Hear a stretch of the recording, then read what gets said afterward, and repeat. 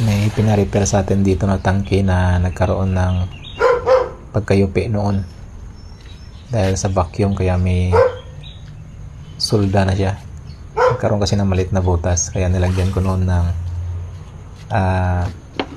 vacuum breaker. Kaya ngayon nagkaroon ulit ng vacuum. Mabuti na lang at merong ganito, kaya naiwasan natin yung malubhang damage ng tangke na dulot ng pagkayupi. Meron lang siyang konting mga yupi-yupi, pero hindi masyadong malubha tulad ng dati nilang tangke na ito.